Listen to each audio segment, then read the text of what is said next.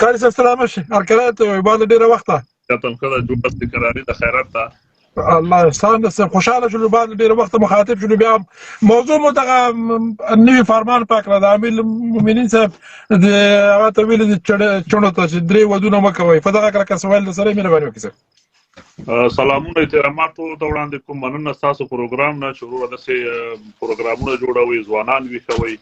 د وطن غم د سره ده د ولس غم د سره ده هغه ورور چې لږ مخکې خبرې وکړې غاړې باندې لهجې نه خوږیانی ښکاري د ننګرهار په خبرو کې درد پروت و په خبرو کې وروره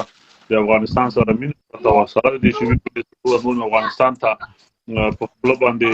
ویل شي دعا هم نه راځي خدای هم د مینې وویلې د درد نه وویلې یعنې زمونږ دغه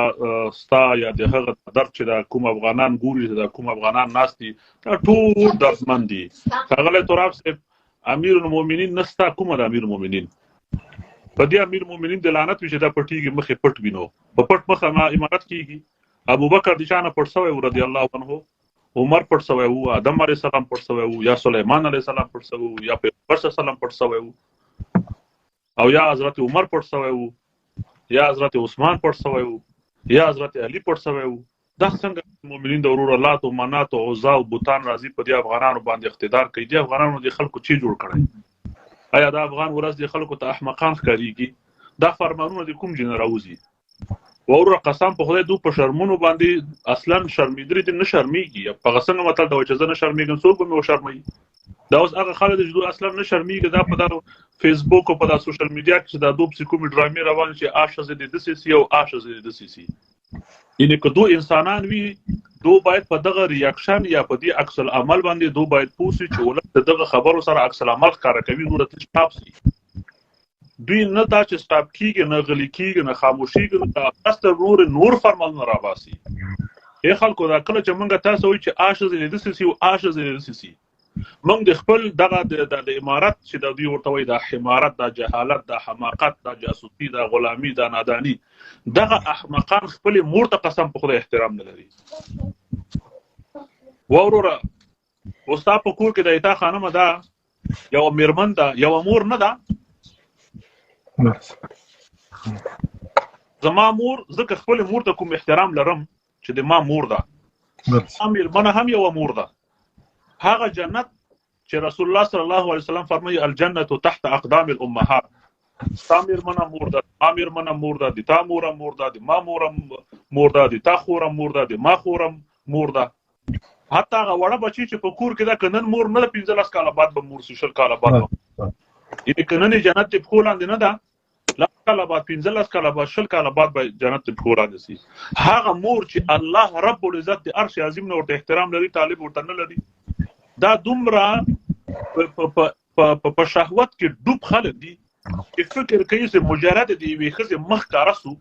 ذات الله اړه بس تی ورور د سلو نفر له خوانه او سره زنا اوس خراب وسو دا څونه ده ګوره په حرم شریف کې په اسلام کې المرأه كلها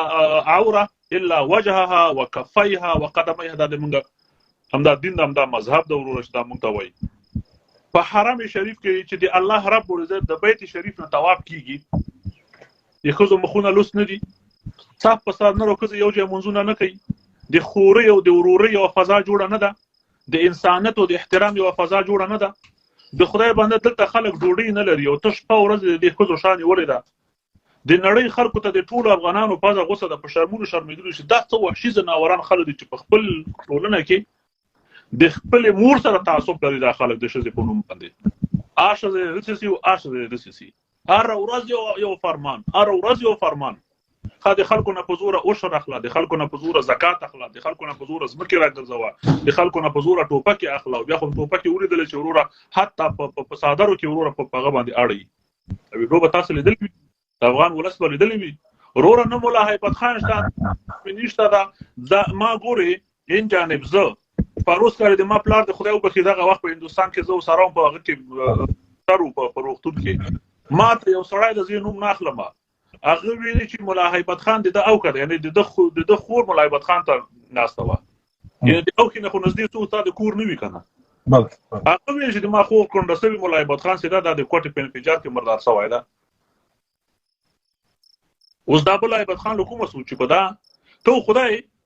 هغه پاسوانان وای طالبان پشت معنا ده چې پشت کار ډیر کړی نه. خیر قال صاحب محترم بخنه غواړو بردار برتنو انسان چې مړ شو نو معاملې د الله سره یې کړه وروره ستانه ذات ده. ابو جهل هم انسان ده، همدا مولایان ورته مردار وایي، همدا مفتیان ورته مردار وایي. انسان خو وروره چې خپل چوکاټ کې وي انسان د چوکاټ نه ووځي. مثل الذين حملوا التوراة ثم لم يحملوها كمثل الحمار مثله كمثل الكلب ان تحمل عليه يلهث او تتركه يلهث.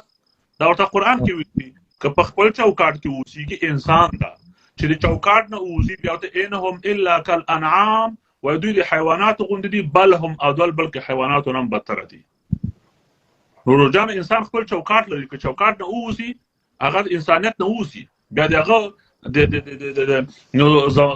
چې څومره معلومات لرم دیني معلومات بالکل مردار دي، هیڅ ضرورت نشي کولای. انسانان ډیر انسانان مردار شوي، ابو جهل او حامان او شداد او قارون او نمرود او فرعون دو هم د موږ په صفه. آیا د هغه فرعون او د دې فرعونانو کوم فرق شته؟ کوم ذره فرق دی؟ خو دی وای دا خلک. آیا دا خلک نن سبا په افغانستان کې تفکر کوي یو وړوکی یو بې تعلیمه بې سواده چڼی لکه وخت چې ملګري ویل وروره د څه څنډه راوړو د عزت خلک وروره